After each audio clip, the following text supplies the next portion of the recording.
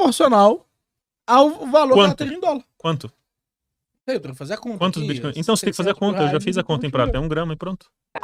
Cara, eu acho que o primeiro ponto aqui pra gente botar na conversa, eu já tinha até conversado com o Avelino que eu ia entrar nesse ponto, o Avelino acha que Bitcoin é anti-austríaco. Então, se você puder explicar pra gente por que você acha isso? Por que eu acho isso? Eu nem vim preparado para um debate, mas eu posso... Não, claro, não. Legal.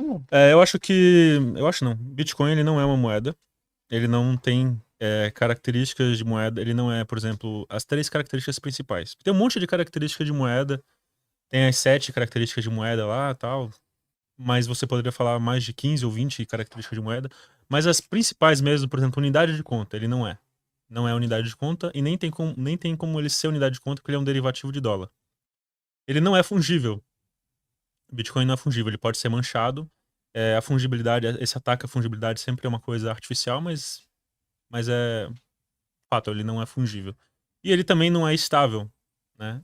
E pro Hayek, que é um austríaco, a moeda ela não pode ser nem inflacionária nem deflacionária, ela tem que ser estável, porque assim a gente tem um sistema de preços, né? Assim, dessa forma, com uma moeda estável, com uma unidade de conta e fungível, os capitalistas, os alocadores de recursos, os empreendedores, os empresários, poderiam fazer o cálculo econômico. Então, se você muda o preço da moeda toda hora, isso não serve como valor base, né? Sendo que o Bitcoin ele não é uma unidade de conta, e nunca foi, no caso do ouro, hoje o ouro não é unidade de conta, mas o ouro já foi unidade de conta por 6.000 anos. E o ouro, ele permite, e esse fato do ouro ser ter sido unidade de conta, permite um cálculo cardinal e um cálculo econômico ordinal, né? Então, tanto um cálculo quantitativo, quanto um cálculo em que você compare com outros bens, preferência. O Bitcoin não permite isso. Então, o Bitcoin ele é só um ativo especulativo. Ele é só um ativo especulativo, talvez nem seja um ativo especulativo, não é moeda por conta dessas características que eu falei, ele não tem essas 3 principais características de moeda. O pessoal fala muito da escassez, mas a escassez é algo até secundário, perto da unidade de conta, né? E a moeda, já que a gente está falando do Bitcoin ser anti-austríaco ou não, eu posso citar o Jesus Ureta de Soto. A moeda, ela é algo... Tal qual o direito, tal qual a linguagem, ela surge espontaneamente por meio de um longo processo de evolução natural, um processo darwiniano. Então o ouro ele surgiu como moeda num cenário de trocas, num cenário de escambo, em que você foi selecionando naturalmente por meio de um processo darwiniano, por meio de vários escambos, até chegar no ouro, que ele tem características monetárias, né? Então isso foi descoberto. Não somente por uma civilização, conforme eu já disse em outros vídeos, outros podcasts, foi descoberto na China, no Japão, no Império Romano, na África, nas Américas, na Babilônia, no Oriente Médio, foi descoberto em várias localizações diferentes, em épocas diferentes, foi usado durante 6.000 anos, na Grécia, enfim. Então, a moeda, ela não pode ser criado ex nihilo, ex novo. Ela tem que ser algo ex nihilo, ela tem que surgir naturalmente por meio desse processo darwiniano. Então, existe uma linha de austríacos que é bem conservadora, e a gente colocar algo projetado, digamos assim, algo aristotélico, algo projetado para ser dinheiro, e não algo que surgiu como dinheiro naturalmente por meio desse processo de seleção natural. Eu acho que o ponto mais relevante de começar é porque eu sei que você não é ignorante sobre a história do Bitcoin. Então, me é muito estranho você dizer que não foi um processo natural. A gente sabe que, pelo menos desde o Zimmermann, há um processo significativo de expansão do processo de criptografia, né? O próprio avanço do que a gente chama de criptografia PGP foi extremamente importante para a gente começar a afirmar as bases do que poderia vir a ser uma moeda. Na verdade, nós estamos consolidando certas bases, certos princípios, por exemplo, a noção de chaves, não só de algumas partes específicas da matemática, o próprio Schnorr, quanto nós estamos desenvolvendo mecanismos que são, de uma forma ou de outra, mecanismos de armazenamento e checagem. São muito próximas ao que viria a ser, de alguma forma, o próprio Bitcoin. O Bitcoin é fruto de um processo. Esse processo, inclusive, tem alguns dos seus antepassados. Bitgold, Bcash. Todos esses elementos são, de alguma forma, parte dessa grande história do Bitcoin. E elas não apenas me indicam que foi um processo em que nós fomos escolhendo lentamente quais eram as ferramentas que nós buscávamos para o Instituto Dinheiro, quanto nos indicam que o fato de alguém ter dito ativamente, não, agora ele é um dinheiro, não implica que esse processo não tenha sido natural. Então a gente tem aí pelo menos 55 anos, aí, desde pelo menos a década de 70, desse processo acontecendo. Segunda coisa, sobre a estabilidade. A gente sabe que, do ponto de vista da teoria quantitativa, há uma mudança expressiva quando a gente muda a quantidade, é uma mudança específica na moeda. Mas Rothbard já dizia várias vezes que qualquer quantidade da moeda serve. E não só qualquer quantidade serve, mas se nós temos uma especulação específica de uma certa quantidade, por exemplo, o ouro, se a gente descobre uma jazida, é previsível que nós podemos descobrir jazidas. É algo que não está diretamente associado a qual o valor específico que nós quantificamos da moeda antes da descoberta, mas que o próprio fato de que nós podemos descobrir jazidas, que um dia pode ser que o meteoro deixe ouro na Terra. Vira volta uma reportagem dessa. Isso é quantificado no processo de decisão dos investidores. Os investidores, quando estão investindo em ouro, eles levam isso em consideração.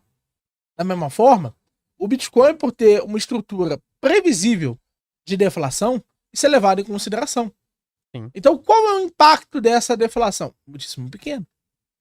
Na verdade, o processo de precificação da maior parte da escassez do Bitcoin já está feito.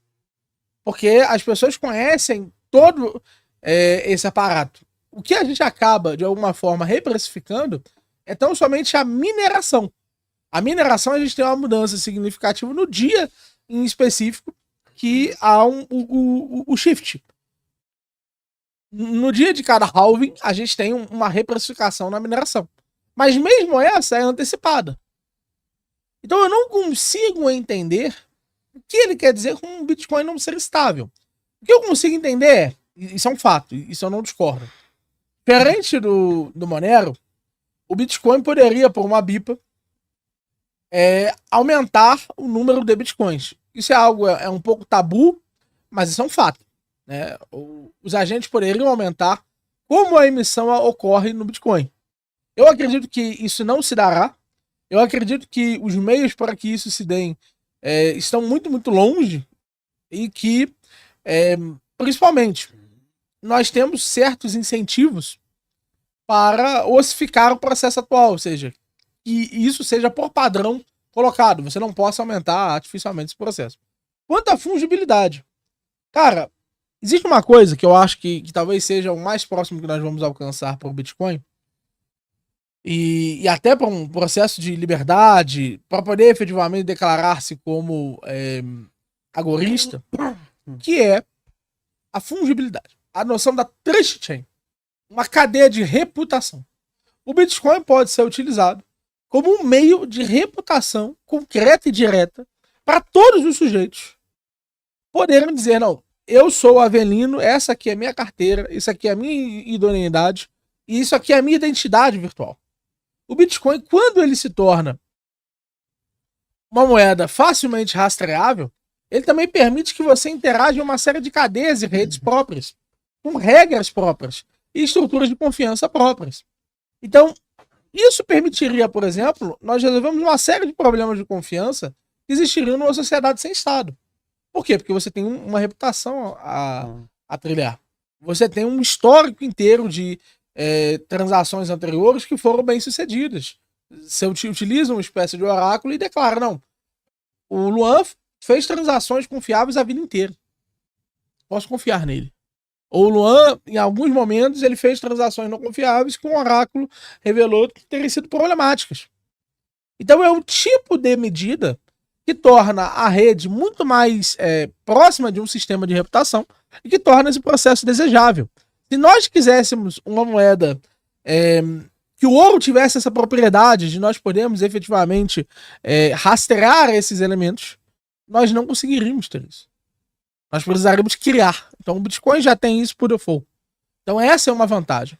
Então os 3 tópicos ali, sobre a noção da estabilidade, eu acredito que todos os elementos de precificação da estrutura funcionária já estão colocados. Sobre o processo da naturalidade, eu acredito que esse processo de naturalidade de fato aconteceu.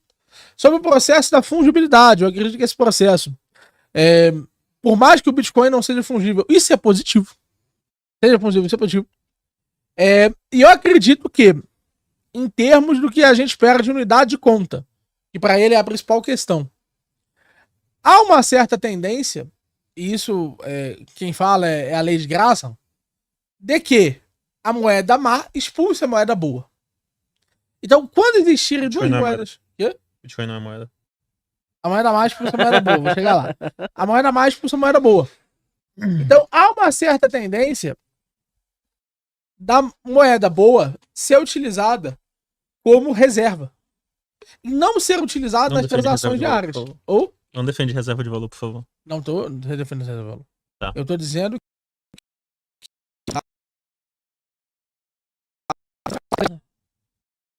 não é isso? Há discussões sobre a lei de Gresham mesmo. Certo. Mas se segue da lei de Grayson que ela não seria utilizada nas transações diárias. Então, nós poderíamos buscar a utilização dessa rede e eles gostariam de adquirir mais dessa unidade específica. A partir daí, qual que é a preferência desse sujeito? Se ele pudesse, ele teria inventado o Bitcoin. Ou seja, se ele pudesse, ele teria as 21 milhões de unidades e uma rede pré-consolidada e distribuiria aos indivíduos na medida em que ele pudesse, para que eles pudessem, de fato, declarar os princípios de soberania que o Bitcoin declara. Ou seja, parece ser o caso que, ainda que ele não possa servir como unidade de conta diretamente, o próprio fato de haver indivíduos voltados e justificados internamente a adquirirem os 21 milhões de Bitcoin significa que o preço de aquisição deles é o preço mínimo da moeda. É simples. Se você pudesse hoje comprar todo o Bitcoin, se você ficassem loucas durante 5 anos, se você pudesse comprar todo o Bitcoin, você tivesse, sei lá, disposto a gastar 100 mil reais para comprar todo o Bitcoin, qual que é o menor valor que o Bitcoin pode assumir? 21 milhões dividido por 100 mil. É isso. Sim. Só que essa comunidade de pessoas dispostas a comprar a moeda em virtude de sua rede, independente desses elementos, é gigantesca. Na verdade, a maior parte das pessoas com quem você discute estariam dispostas a comprar todo o estoque disponível do Bitcoin, que na verdade é bem menor, né? A gente sabe aí que tem uma parte que hoje não está mais acessível, foi perdida. 20% isso, na estima. Exato. E pelo menos ali mais 5%, vamos botar 25%. Então 75% da rede poderia ser comprada. O preço de aquisição deles é o que define o menor preço de conta deles em dólar. Então isso poderia ser, inclusive, transportado a todos os outros valores. Então eu não consigo entender o que ele quer dizer. Para mim, não é unidade de conta. É unidade de conta. Talvez você considere o valor muito baixo. Quanto é essa água em Bitcoin sem olhar o preço do Bitcoin? Eu posso fazer agora para você. Sem olhar o preço do dólar? Não, eu posso fazer isso agora para você. Qual é o preço que... Mas é muito simples. Eu estou disposto a dar hoje... porque é o caso, né? Eu já estou assim. Eu tenho exatamente 1 unidade de Bitcoin. Eu não vendi o meu Bitcoin ainda que o Bitcoin tenha chegado em valor. 0,1 unidade de Bitcoin nesse daqui? Você não, calma, vou chegar lá. 0 unidade de Bitcoin. Quanto eu valorizo essa unidade de Bitcoin? Quanto eu valorizaria ter os 21 milhões de Bitcoin? Eu, Daniel, hoje, acredito que ter esse valor poderia significar, inclusive, 600 mil reais que eu tenho hoje em patrimônio. Se significa os 600 mil reais que eu tenho em patrimônio, a gente pode fazer a conta. Não, a gente vai dividir 75% você da oferta de 21 milhões. Você está convertendo Bitcoin para reais para poder fazer... Então Bitcoin não é unidade de conta. É claro que é. Não, aqui eu tô disposto a dar 1 grama de prata nessa água aqui.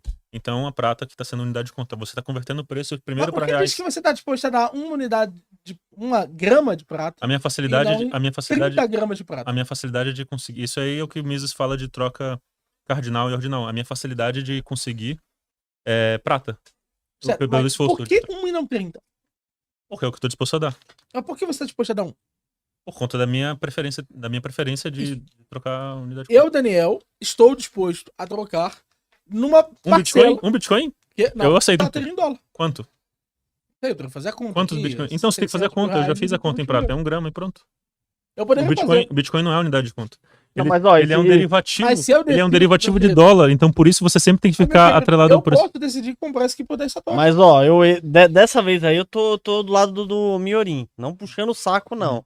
Mas porque Sem olhar porque o preço do dólar. tudo é dolarizado se você for pegar. O café, qualquer coisa, né? Não, é mas Os dolarizado. metais não. Os metais, eles precificam o dólar. Eles precificam o dólar. Eles precificam o dólar.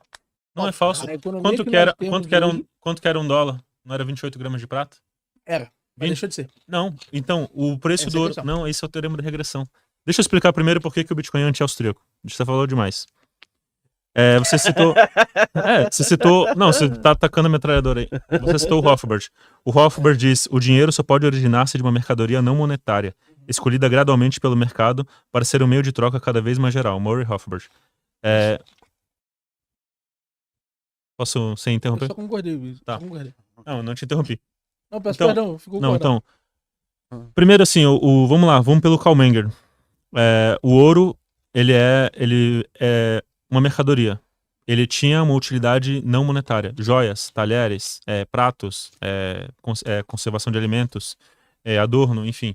E aí, nesse cenário de escambo, isso está lá no livro do Karl Menger, da Origem do Dinheiro, essas mercadorias foram trocadas e o ouro foi selecionado ex nihilo, igual o Jesus Huerta de Soto explica. Então, o ouro surgiu desse processo de seleção natural. O Bitcoin surgiu, o preço do Bitcoin surgiu, se a gente levar em conta o teorema da regressão de Mises, o preço do Bitcoin surgiu de uma troca indireta de pizzas por dólares. Não foi uma troca de Bitcoins por pizza, e sim uma troca de pizzas com um intermediário que pagou o pizzaiolo não em Bitcoins, ele pagou em dólares. Então, a partir disso, setou ali o preço do Bitcoin e ele virou um derivativo de dólar. Então, o preço do Bitcoin era uma certa quantidade de dólares que correspondia àquela pizza. E então, desde aquela época, o Bitcoin nunca precificou nada. Ele sempre ficou apoiadinho ali no dólar. Se você tira o dólar, se você puxa o Tether, o Bitcoin, por ser uma moeda fiduciária, o valor dele despenca. Assim como as outras moedas também baseadas no dólar. O real brasileiro, por exemplo, ele é um derivativo de dólar. R$1, se você seguir o teorema da regressão de Mises, você seguiu a origem do real, R$1 era igual a 1 RV. 1 RV é igual a $1. Então, o real é um derivativo de dólar. Então, o que acontece? O preço do real é dolarizado. Agora, o preço do ouro. O ouro existe há 6 mil anos. A prata também existe há 6 mil anos. Então, não é falso. O ouro existiu como unidade de conta antes do dólar, antes do real, antes de todas essas moedas fiduciárias. Tudo era precificado em ouro. Um dólar equivalia a 28 gramas de prata. 20 dólares equivalia a 1 onça de ouro. Quando saiu, então, o valor do dólar, $1 era uma unidade de medida em ouro e prata. Houve algumas falhas do governo, ele tentou fixar a quantidade de ouro e prata. Isso não deu certo, porque você está controlando preços. E depois de Bretton Woods, de 71, você tirou o lastro, o resgate de ouro em dólares. Porém, o valor do dólar ele surgiu do valor do ouro e da prata.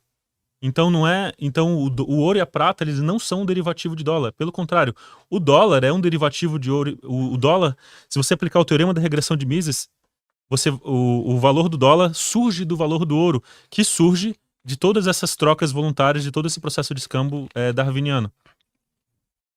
Então, refutado que o ouro e a prata sejam um valor sejam um derivativo de dólar, não, ao contrário. E o Bitcoin é um derivativo do dólar, por razões que eu já expliquei.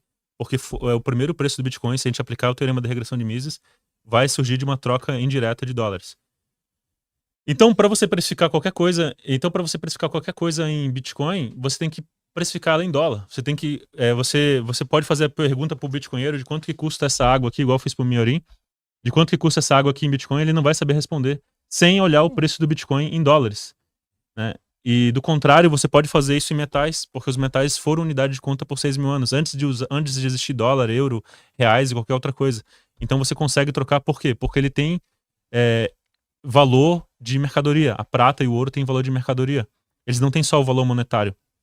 Então, e por isso que é anti-austríaco.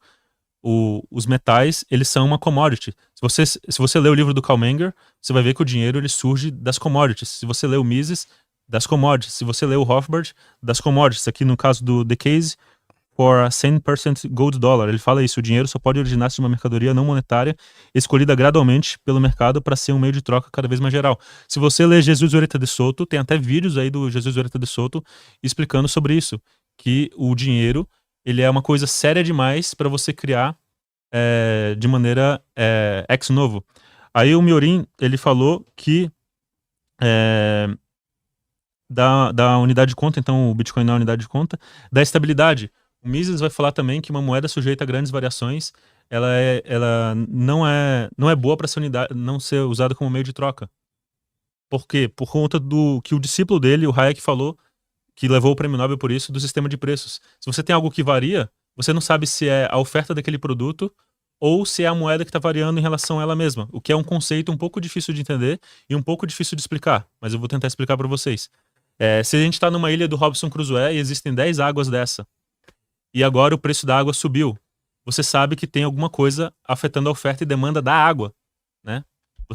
Se você tem uma moeda estável, se a moeda ela é estável em relação a ela mesma, que esse é o conceito difícil de entender, se o preço da água sobe, ou as pessoas estão comprando mais nessa ilha do Robinson Crusoe, ou tem menos água. Agora, se a moeda varia, a moeda como unidade de conta, como régua da economia, você não tem como saber se foi a água ou se foi a demanda das pessoas, se foi a oferta ou se foi a demanda. Sobre o meteoro que o Miorin falou, o meteoro de ouro, isso aí eu posso explicar, mas o ouro ele é escasso mesmo no universo, por conta que o ouro ele é criado por um meio de... Ele é criado no núcleo das estrelas. No núcleo das estrelas, por meio de uma explosão de estrelas de nêutrons, por meio de um processo chamado nucleossíntese. Então, o ouro ele é escasso mesmo no universo. Então, vocês não precisam ter medo de que vai cair um meteoro de ouro. Na verdade, todo o ouro que veio da Terra, ele caiu de meteoros. E mesmo assim, a gente não consegue encher uma piscina olímpica. Tá precisando para pegar papel? E sobre a fungibilidade, o Miorin disse que isso não é importante, eu já discordo. Eu acho que a fungibilidade é bem importante, porque o dinheiro ele tem que ser algo neutro. E é outra coisa que o Bitcoin não tem. O Bitcoin ele tem memória. E isso é péssimo para uma moeda, ela ter memória, porque ela pode ser manchada por governos, ela pode ter rastro. Inclusive, uma coisa que eu argumentei em algum dos meus vídeos é que hoje o blockchain do Bitcoin ele tem arquivos de pedofilia no blockchain do Bitcoin. Então, todo Bitcoiner aí que tem o blockchain salvo está armazenando arquivos de pedofilia. Isso é péssimo para a neutralidade da rede. É algo que, por exemplo, moedas como a Monero não tem. A Monero ela é mais neutra, porque ela é de fato fungível, ela é anônima, coisa que o Bitcoin não é. O Bitcoin não é anônimo e não é fungível. Você aceitaria, a pergunta que eu faria, você aceitaria um Bitcoin que foi usado para pedofilia ou para crimes desse tipo? Sendo que o Bitcoin pode ser rastreado e você pode ser criminalizado. Inclusive, quando eu trabalhava com isso, eu já tive que responder inquérito policial, porque 5 blocos antes, esse Bitcoin tinha sido de pirâmide. Eu tive que gastar dinheiro com advogado com isso. Então, 5 blocos anteriores, 5 pessoas atrás, 5 transações atrás, esse Bitcoin era de pirâmide. E aí passou por uma pessoa, passou por outra, passou por outra, passou por outra, passou por outra, passou por mim, e eu passei pra frente. E aí veio carta da Polícia Civil de São Paulo, por conta desse rastro, que os bitcoiners acham que é anônimo, mas não é. Por conta desse rastro, eu tive que dar explicações de quem eu tinha comprado e quem eu tinha vendido. Aí eu fui lá, fiz uma resposta, o meu advogado fez uma resposta lá de 50 páginas, explicando, não, a gente comprou desse cara, a gente vendeu para esse, daqui é a nota fiscal, mas moedas com rastro permitem que você seja perseguido dessa forma. Então a fungibilidade é sim importante, a estabilidade é importante e a unidade de conta que o Bitcoin não tem também é importante. E por isso, espero que fique claro por que o Bitcoin é anti-austríaco. Invista em prata com a Real com U no final. Dentro da plataforma você pode escolher quantas gramas você quer comprar, o preço máximo que você quer pagar. Assim você vai estar investindo diretamente num dos ativos que tem mais potencial de crescer, porque a prata ela é utilizada em painéis solares, indústria química, indústria farmacêutica, indústria automotiva, equipamentos eletrônicos. O celular que você está usando, provavelmente ele está cheio de prata dentro, e você pode ganhar com um dos ativos que mais tem potencial de valorizar. Para analisar ações, BDRs, fundos imobiliários, acesse a plataforma do Investidor 10, inclusive para você gerenciar a sua carteira, saber quanto de dividendos você vai receber. Inclusive, eu deixei a carteira da minha filha, a Laurinha, ela tem 3 anos e já invisto pra ela. Todos os ativos tá no link aqui embaixo.